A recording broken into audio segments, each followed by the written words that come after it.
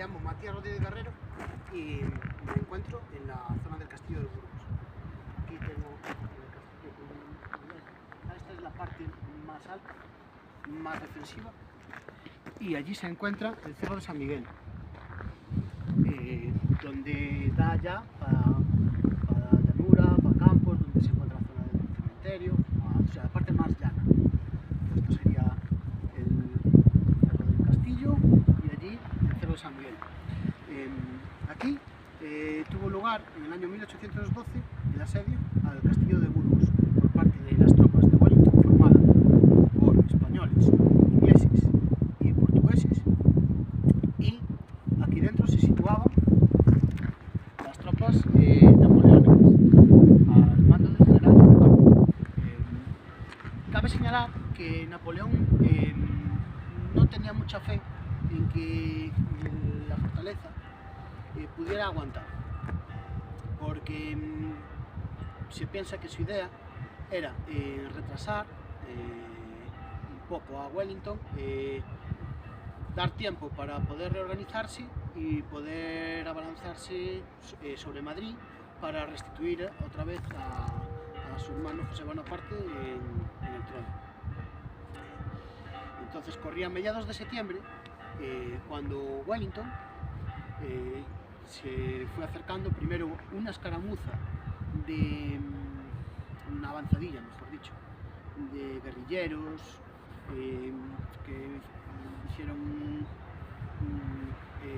asaltaron sitios de la ciudad hasta que vinieron las tropas y pusieron un poco de orden, y Wellington se sentaría por aquella zona donde está el Cerro de San Miguel, y entonces allí había un hornabeque, queda algo de la ruina, pero que no se llegó a acabar su construcción. Un hornabeque es una fortificación en forma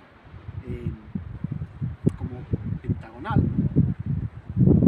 que es una estructura defensiva para defenderse de ataques de artillería y de ataques frontales directamente hacia el castillo. En este caso domina el castillo porque está un poco más alto. Lo que querían impedir los franceses era que Wellington lo tomara y con artillería poder hostigar el castillo directamente. Entonces, a mediados de septiembre, en torno al 15, los franceses ya se empezaban a preparar para defender la posición.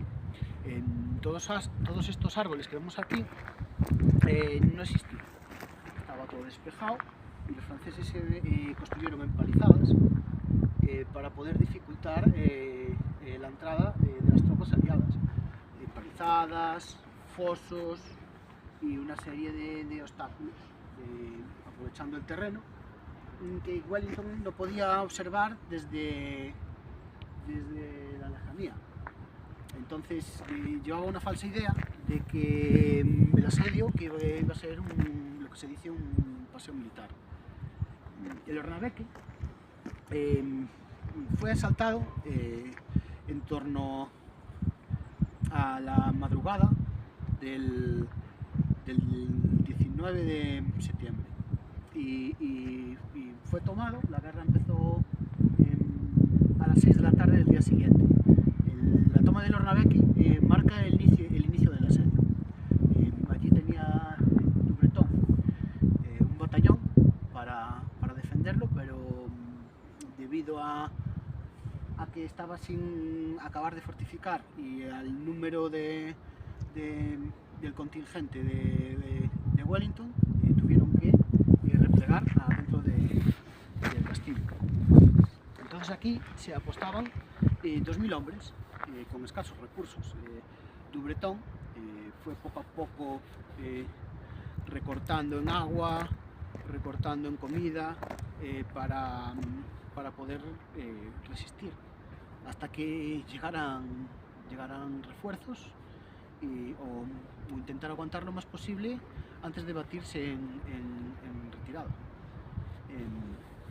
Entonces durante un mes hubo todos los días muertos, hubo una lucha encarnizada.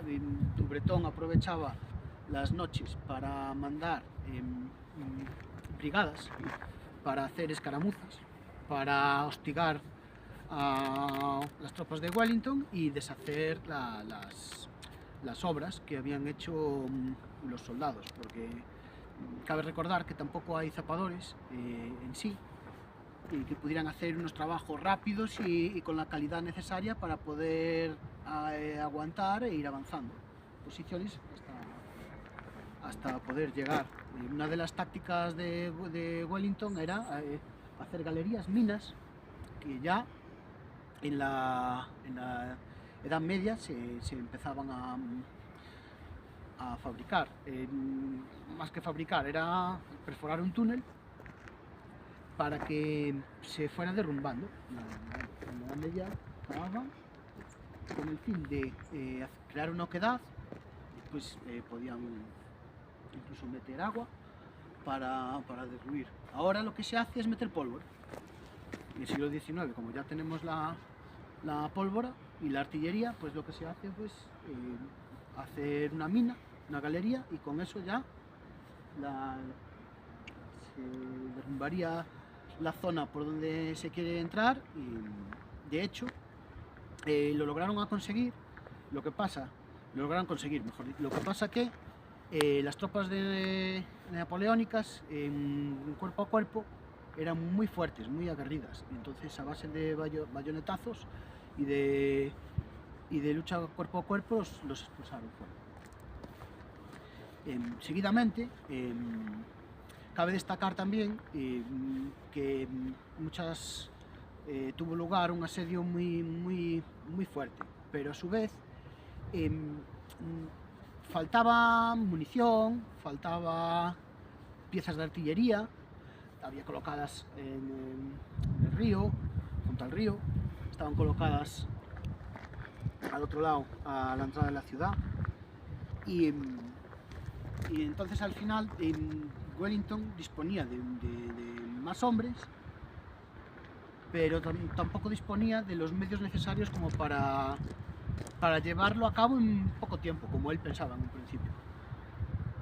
Cabe destacar también que Dubretón, a pesar de ser un general en puertas de la retirada, con 39 años, va a pasar a los anales de la historia militar gracias al aguante que tuvo a la contención a los franceses durante un mes, que permitió que en torno al 20 de septiembre de octubre de 1812 se pusieran 40.000 hombres a las puertas de la ciudad. Entonces eso hizo que Wellington se tuviera que batir en retirada, porque ya con un refuerzo de 40.000 hombres la defensa del castillo estaba asegurada. Y entonces eso es lo que pasará a la historia. Como los franceses con 2.000 hombres fueron capaces de aguantar durante un mes el asedio de Wellington con en torno a 20.000. Finalmente, cabe destacar también un hito importante que se dio en la iglesia de San Román, que se situaba justo al otro lado, porque fue derrumbada. Los franceses, en previsión de que fuera tomada por los aliados, metieron cargas en los cimientos, entonces la derrumbaron cuando los aliados estaban protegiendo del fuego francés. Ahí murieron en torno a 300 ingleses y portugueses. Y en ese día, en el combate, pues perdió en solo unas horas el ejército aliado en torno a 500 hombres. Cabe destacar que que por mucho que una misión de defensa parezca difícil o imposible, hay muchas veces a lo largo de la historia, no vamos ahora aquí a mencionar otros asedios, pero cabe destacar que a veces las previsiones están para que no se cumplan.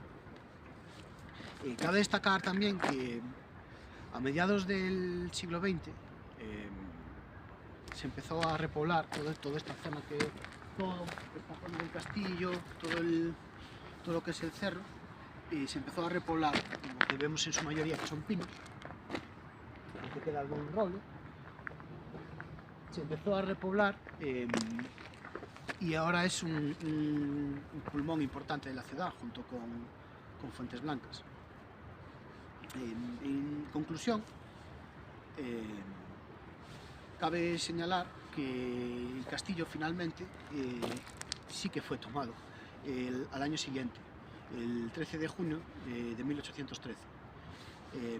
Wellington se pudo resarcir, tenía un ejército más potente, mejor preparado, pero quizá la clave es que los franceses estaban en clave de huida. Intentaban replegar a Vitoria y de Vitoria ya volver a Francia. Así, el cuartel general francés, que se situaba en Burgos, deja 3 compañías en el castillo para volarlo por los aires. Lo consiguen hacer, pero tienen un error, según unas fuentes, o es un sabotaje, según otras. Y entonces muchos franceses, los que estaban colocando las cargas y para detonar el castillo, para que en cuanto a material explosivo, armamento y en la fortificación en sí no pudiera ser utilizada por los aliados al llegar. Y entonces cabe esa duda de si fue un error de cálculo, que parece raro, porque los franceses controlaban muy bien los tiempos para las cargas de pólvora, pero cabe la posibilidad de que sea un sabotaje por parte de guerrilleros o el propio ejército aliado. Hasta aquí ha llegado la presentación. Muchas gracias por su atención.